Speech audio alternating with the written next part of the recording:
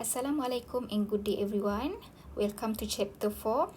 So we are going to have a series of videos on the topic of analysis of variance, or we call it as ANOVA. For part 1 of this video, we are going to discuss the introduction of ANOVA, the terminologies, the assumptions, and finally the distribution used to test the hypothesis of ANOVA. What is analysis of variance or ANOVA? ANOVA is a procedure that is used to test the null hypothesis that the means of 3 or more populations are equal. So the key word here is the mean of 3 or more population are equal. Recall back what we have in chapter 3. In chapter 3, we are always comparing two means. It either we test the hypothesis population mean 1 is greater than population mean 2, or population mean 1 is less than population mean 2, or even they are equal or not. Now we are going to test a very specific kind of test with 3 or more population mean, and we are all going to do it with only one test. Basically, the null hypothesis is always going to be H null population mean 1 equal to population mean 2 equal to until population mean K. This K is referred to group, number of group. How many group do you have? And the alternative hypothesis is always going to be the opposite of our null hypothesis. Not all population mean are equal. We look at example 1. Suppose that lecturers at a college have devised 3 different methods to teach statistics. They want to find out if these 3 methods produce different mean scores. Let mu1, mu2, and mu3 be the mean score of all students who will be taught by 3 methods, method 1, method 2, and method 3 respectively. State the null and alternative hypothesis to test if the 3 teaching method produce the same mean. So, the null hypothesis here, mu1 equal to mu2 equal to mu3, or all 3 population means are equal. Why we have mu1, mu2 until mu3? Okay, it is because we have 3 groups. The first group is group of students who were taught by method 1. Second group is the group of students who were taught by method 2. And group 3 is the group of students who were taught by method 3. And the alternative hypothesis, not all 3 population mean are equal, or you can write as at least 2 population mean are not equal, or you can write at least 1 population mean is differ from the other. We move to the terminologies or definition used in an experimental design. The first 5 here, treatment, level, factor. I add one important term, response or dependent variable, and block are the important terms that you have to understand. The first one is a treatment. What is treatment? Treatment is a condition that is imposed on a group of elements by the experimenter. We back to example 1. What we impose to the student? We impose the teaching method. So the teaching method should be our treatment. These treatments are administered to the element by level. What is level? Level implies the amount or magnitude of a treatment. How many levels we have in example 1? Yes, we have 3 levels. We have 3 teaching methods. Factor is a control independent variable, or generally type or category of a treatment. What is type of treatment in example 1? The type of treatment in example 1 is the 3 type of teaching method, method 1, method 2, and method 3. Response variable or dependent variable is a variable of interest in an experiment. What we want to study in example 1 In example 1, we want to study about the mean score. So mean score could be our response or dependent variable. The block is the division of the experimental unit into homogeneous pair. In case you are divide the experimental unit or element into group, then you are doing a blocking. We move to the other definition. We have a randomization. What is a randomization? Randomization is a procedure in which elements are assigned to different groups at random. Why do we perform randomization? We perform randomization to eliminate bias. Design experiment. In design experiment, the experimenter control the random assignment of element to different treatment group. In observational study, the assignment of elements to different treatment is voluntary and the experimenter simply observes the results of the study. Treatment group is the group of elements that receive a treatment. Control group is the group of elements that does not receive a treatment. We have two types of randomized design. The first one is completely randomized design or CRD. In CRD, object or subject are assigned to group completely at random. If the experimenter is aware of specific difference among group or subject, then we use randomized block design. In block design, experimental subjects are first divided into homogeneous blocks before they are randomly assigned to a treatment group. For a clear explanation, let's look at example 2. 3 different groups of runners are subject to different training method.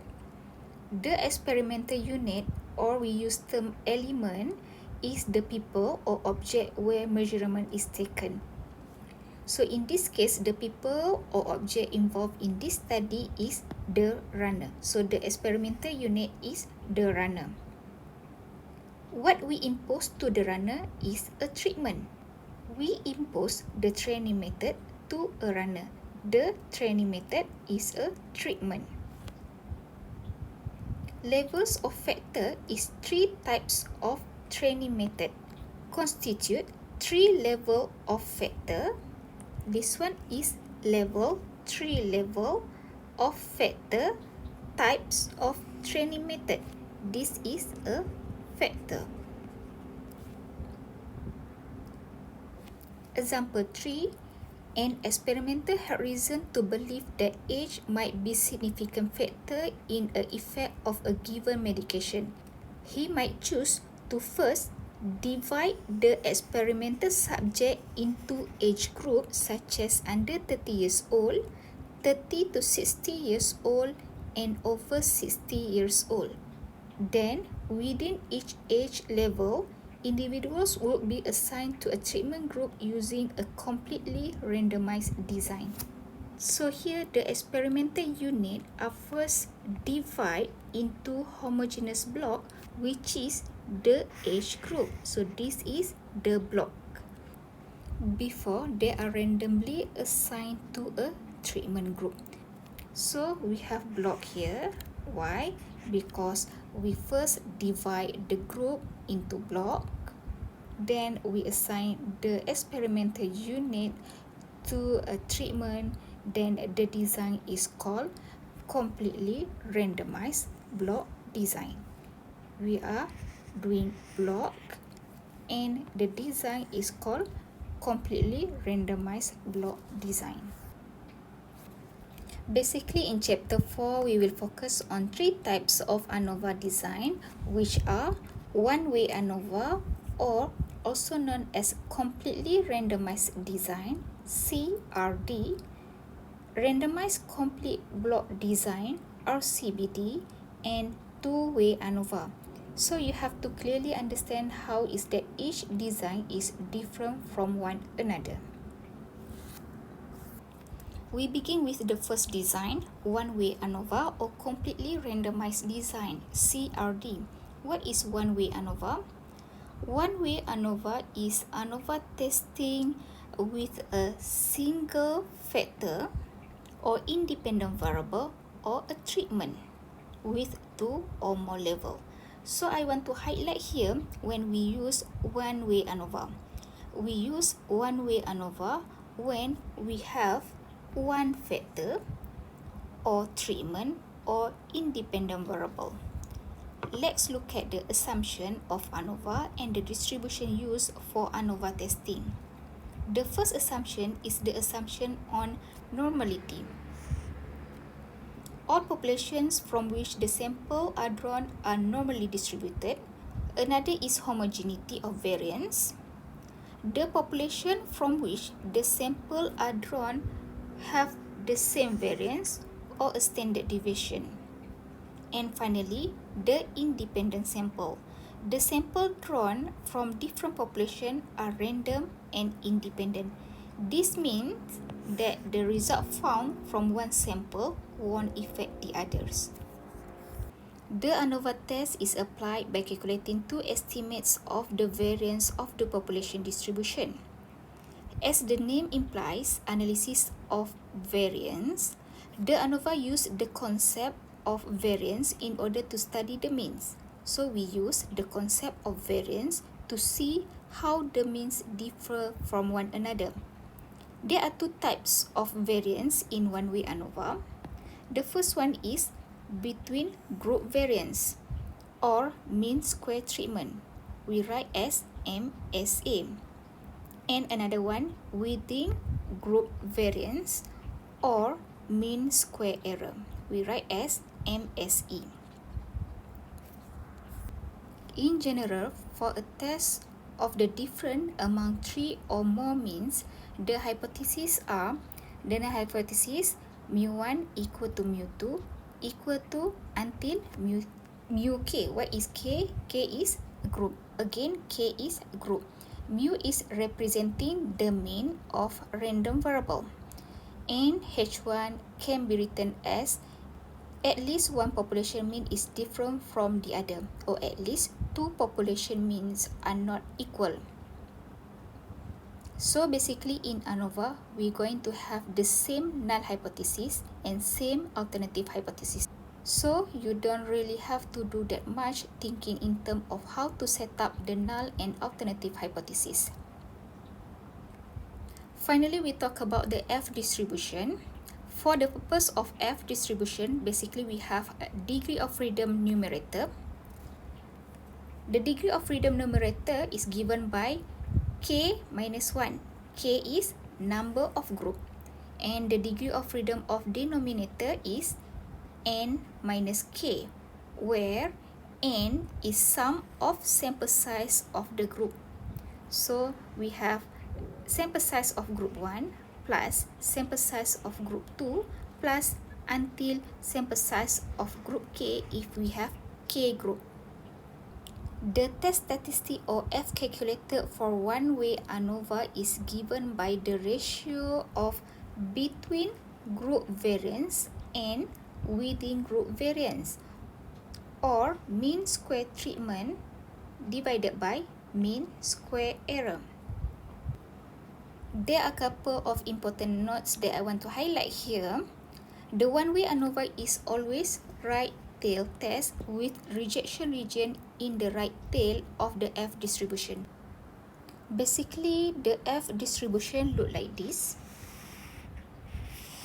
It starts with 0 and it goes up and down and have a long tail. For every single hypothesis testing that we do, we always have what we call a significant level. Okay, so this is our significant level, and we have 1 minus alpha here. This is what we call the,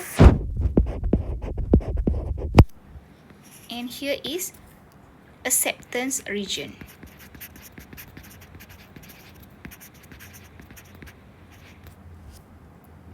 The line that separates the rejection region from acceptance region it is what critical value is. So here is the critical value. So basically, we find the critical value and run a test.